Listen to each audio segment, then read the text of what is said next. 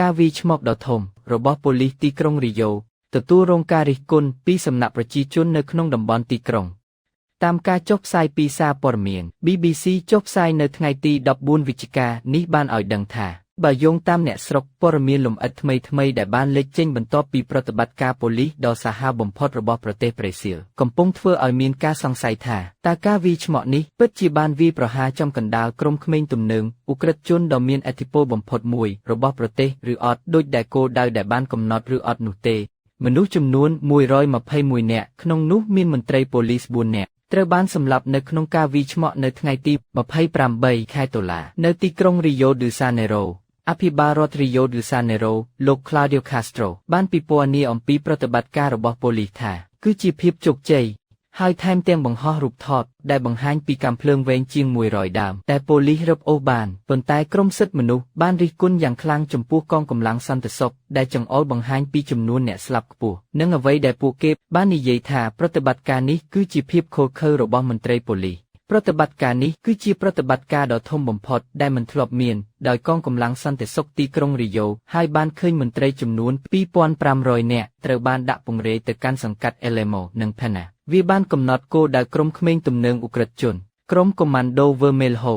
បញ្ជាការក្រហមដែលគ្រប់គ្រងលើតំបន់ដែលមានទំហំ9លានម៉ែត្រការ៉េលោក Victor dos Santos លេខាធិការសន្តិសុខសាធារណៈរបស់ទីក្រុងរ៉េវបានប្រាប់រយតថាគោលដៅនៃប្រតិបត្តិការនេះគឺដើម្បីអនុវត្តដីការចាប់ខ្លួនជាច្រើនដែលចេញដោយព្រះរាជអាជ្ញាប៉ុន្តែនៅពេលដែលសារព័ត៌មាន BBC ប្រេស៊ីលបានពិនិត្យបញ្ជីឈ្មោះអ្នកស្លាប់ដែលបានបោះពុម្ពផ្សាយដោយប៉ូលីសទល់នឹងឈ្មោះ68នាក់នៅក្នុងបញ្ជីជនសង្ស័យដែលផ្ដល់ដោយព្រះរាជអាជ្ញាគេបានរកឃើញថារបាយការណ៍តួលេខនេះមិនត្រឹមត្រូវគ្នាទេប្រព័ន្ធផ្សព្វផ្សាយក្នុងស្រុកក៏បានចង្អុលបង្ហាញផងដែរថាទោះបីជាជនសង្ស័យជាច្រើនត្រូវបានចាប់ខ្លួនក្នុងអំឡុងពេលវាយឆ្មក់ក៏ដោយបុរសដែលត្រូវបានចាត់ទុកថាជាមេដឹកនាំដ៏មានឥទ្ធិពលបំផុតរបស់ក្រុមក្មេងទំនើងគឺលោក Edgar Alves de Andrade ដែលត្រូវបានគេស្គាល់ផងដែរថាជា Doka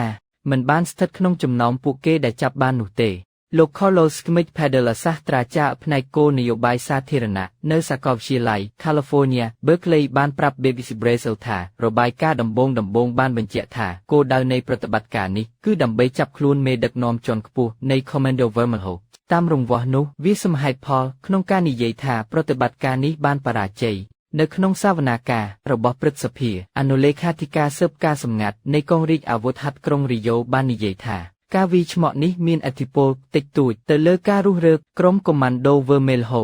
អ្នកស្រុកនៃអាឡេម៉ៅនិងប៉ែនហាក៏បានប្រាប់សារព័ត៌មាន BBC ផងដែរថាខ្លួនមិនបានធ្វើអ្វីច្រើនដើម្បីបន្ធូរបន្ថយការក្តាប់ដ៏តឹងរ៉ឹងតែក្រុម Comando Vermelho អុកឡុកនៅក្នុងតំបន់ Falas របស់ពួកគេរបៀបដែលក្រុមក្មេងទំនើងរបស់ទីក្រុងរីយ៉ូមានការភ័យខ្លាចក្នុងការគ្រប់គ្រងរបស់មន្ទីរប៉ូលីសទីក្រុងរីអូពួកគេបាននិយាយថាជីវិតប្រចាំថ្ងៃរបស់ពួកគេស្ទើរតែមិនបានផ្លាស់ប្ដូរចាប់តាំងពីប្រតិបត្តិការដ៏ធំនេះមកដោយបុរសម្នាក់នេះបាននិយាយអំពីការឃើញបុរសប្រដាប់អាវុធដើរលេងក្នុងសហគមន៍នៅថ្ងៃបន្ទាប់ទោះបីជាសាកសពរបស់អ្នកដែលត្រូវបានសម្លាប់នៅតែត្រូវបានយកចេញក៏ដោយកុម្ម៉ាន់ដូ Vermelho និងក្រុមដូចវាអនុវត្តច្បាប់យ៉ាងតឹងរ៉ឹងនៅក្នុងតំបន់ដែលពួកគេគ្រប់គ្រងសហគ្រាសឧក្រិដ្ឋកម្មទាំងនេះបានផ្លាស់ប្ដូរហួសពីការលក់គ្រឿងញៀនហើយឥឡូវនេះកាន់កាប់ផ្ដាច់មុខសម្រាប់ការផ្ដល់ឧស្ម័នទូរទស្សន៍ខ្សែកាបអ៊ីនធឺណិតនិងការដឹកជញ្ជូនអ្នកស្រុករីកាថាត្រូវបានចោទប្រកាន់ពីបទបង់ប្រាក់លើសសម្រាប់ស៊ីឡាងឧស្ម័នដែលជារឿយៗត្រូវបង់ប្រាក់ច្រើនជាង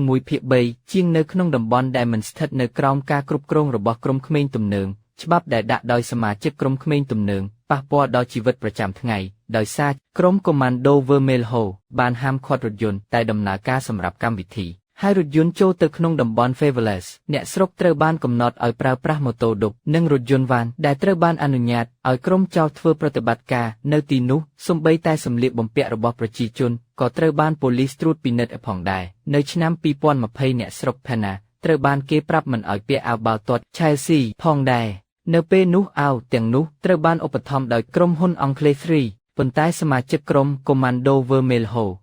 ប៉ុន្តែសមាជិក Chelsea មិនចូលចិត្តលេខដែលត្រូវបានបង្ហាញយ៉ាងច្បាស់នោះទេព្រោះវារំលឹកពួកគេអំពីក្រុមចៅគូប្រជែងដែលមានលេខ3នៅក្នុងឈ្មោះរបស់វាគឺ Terceiro Comando Puro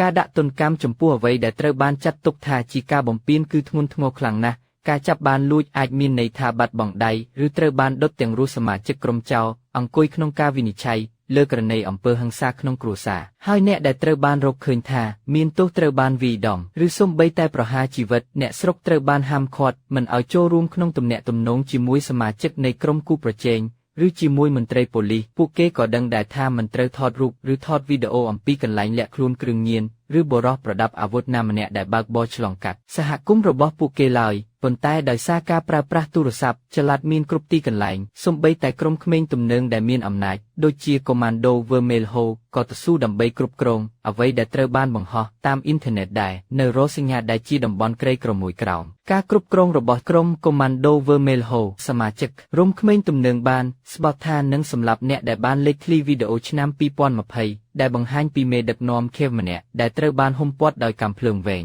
និងកាំភ្លើងយន្តនៅពេលដែលនរណាម្នាក់ទូចចង់ខបង្កបញ្ហាក្រុមនេះច្រើនតែងាកទៅរកការវាយប្រហារនិងធ្វើទារុណកម្មឯកសារស៊ើបអង្កេតរបស់ប៉ូលីសលើ Commando Vermelho ដែលត្រូវបានសារព័ត៌មាន BBC មើលឃើញមានរូបភាពគួរឲ្យព្រួយបារម្ភរូបភាពមួយបង្ហាញពីស្ត្រីម្នាក់ត្រូវបានជ្រមុជដោយបង្ខំនៅក្នុងអាងទឹកកកអមដោយចំណងជើងដែលចាប់ប្រកាន់នាងថាឈ្លានពាននិងក៏បង្កបញ្ហារបាយការណ៍អំពីអំពើហិង្សាកាន់តែខ្លាំងឡើងនិងការពង្រីកការគ្រប់គ្រងទឹកដីដោយ Commando Vermelho បានបង្កើតជាមូលដ្ឋាននៃពាក្យបណ្ដឹងដែលដាក់ដោយការិយាល័យរដ្ឋអាជ្ញាសាធារណៈរបស់ទីក្រុង Rio ដែលនាំឲ្យមានប្រតិបត្តិការប៉ូលីសដ៏ធំនៅថ្ងៃទី28 ខែតុលាហើយខណៈពេលដែលក្រុមសិទ្ធិមនុស្សបានដាក់ឈ្មោះវាថាជាការសម្លាប់រង្គាលនិងបានសួរអំពីប្រសិទ្ធភាពរបស់វាអភិបាលរដ្ឋ Rio de Janeiro លោក Claudio Castro បានប្រកាសថាប្រតិបត្តិការបន្ថែមទៀតប្រឆាំងនឹងឧក្រិដ្ឋកម្មដែលបានរៀបចំនឹងកើតឡើងការស្ទង់មិត្តមួយដែលធ្វើឡើងដោយ Atlas Inter បានបង្ហាញថាចំណាត់ថ្នាក់ការយល់ព្រមរបស់លោក Castro បានកើនឡើងចាប់តាំងពីការវាយឆ្មក់ហើយឥឡូវនេះមាន 47% ខ្ពស់ជាងប្រធានាធិបតី Luiz Inácio Lula da Silva ប្រធានាធិបតី Lula សម្រាប់ផ្នែករបស់គាត់បានប្រកាសថារដ្ឋាភិបាលសហព័ន្ធនឹងបើកការស៊ើបអង្កេតលើការវាយឆ្មក់នេះប៉ុន្តែនៅក្នុងការបង្ហោះនៅលើ Instagram ដែលបានចេញផ្សាយនៅថ្ងៃទី11ខែវិច្ឆិកាអភិបាលរដ្ឋ Castro បាននិយាយថាគាត់នឹងមិនថយក្រោយទេប្រជាពលរដ្ឋដែលគោរពច្បាប់មិនអាចទ្រាំទ្របានទៀតទេទីក្រុងរីយ៉ូបានតស៊ូវិញហើយប្រទេសប្រេស៊ីលទាំងមូលកំពុងតស៊ូវិញជាមួយយើង